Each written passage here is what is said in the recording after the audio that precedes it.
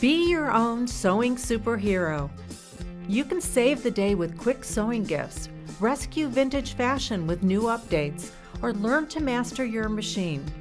This season, our designers are all heroes as they share techniques that will make your sewing nothing short of super. We'll also feature a skirt sew-along with Angela Wolf and how to be your own designer. Today, Angela starts things off with a whole episode devoted to the first lesson of the sew-along. We begin our A-line skirt with choosing fabrics, patterns, and the correct size. We'll sew the skirt, the waistband, zipper, and hem all in today's lesson.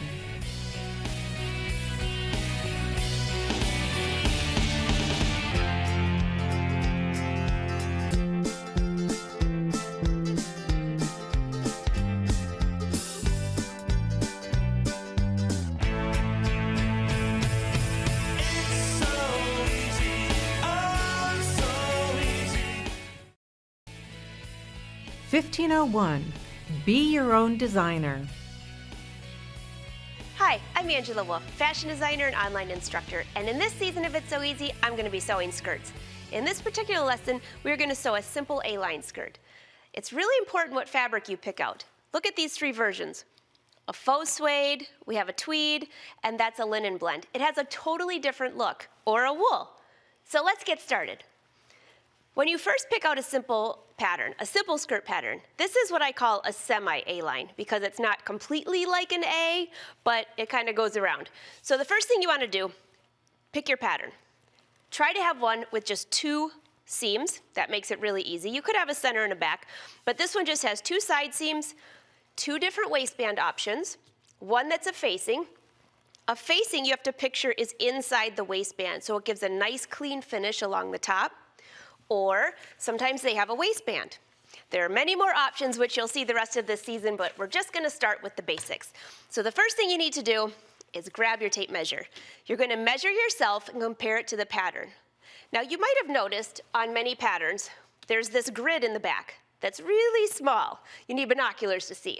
This tells you how much fabric to buy, what size.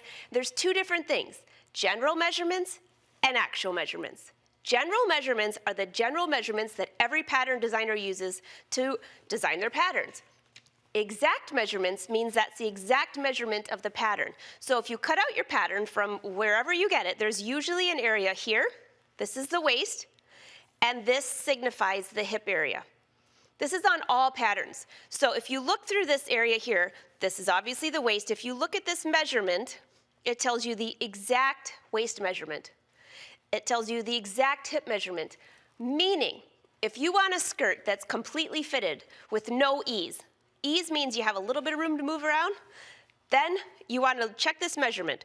So let's just say you have a 40-inch waist and you want to have 1 inch of ease. You'd go through here and find a size that it's at least 41 inches. So take your measurements. And just real quick, you just bend your waist. That's your natural waist. I know many of us think our waist is lower, but that's your waist.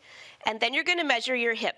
And your hip is at the fullest part of your body, down here. It's usually about 6 inches below your waist, but we're all made different. So yours might be more and it might be less. The next thing you want to measure is from your waistline to the hem. Now, just because a skirt becomes this length in the pattern doesn't mean you have to cut it that length. This particular skirt has two different options of length. So you can just measure from the waist down, and however long you want that skirt, that's where you can stop it at. So that's the general pick of the pattern. So choose your size. If you're unsure about what size to pick, pick a size up from your waist so you have room to move around. Decide which waistband you want. I'm actually, for this one, just going to go with a simple waistband. And you'll see how easy this is to insert. There's usually, now this isn't on every pattern, so you might want to add it in case it doesn't show up that way. 2 pieces of interfacing. And this is for the zipper area, which you'll see in just a moment. As far as zippers are concerned, you have a few options. A hidden zipper, meaning that you can't see it. At least it's kind of hidden. And then there's just a standard zipper. So the other thing you need is for the hem, you can either use a serger, use it with a blind hem, or I brought some hem tape. You can also use lace. A lot of times they come in packages. And so that's all we need to get started. So let's go to the sewing machine, and I want to start by sewing the zipper in, but first I want to show you right here on this skirt. On the wrong side of each one, I have already gone and pressed on my stabilizer. This is a fusible knit, just like this. It has just a little bit of stretch. What I did is I placed this on here, and when I pressed it, I took the iron and just pressed and lifted and pressed and lifted. Don't go like this. I didn't think you needed to watch that, so I went ahead and pressed that in. Then I went and serged the edges. If you don't have a serger, you can use an overlock stitch on your sewing machine or a binding. There are many options. This is just an easy one if you have a serger. And why did I do that? Because now I can sew this seam, press it open, and it's already serged.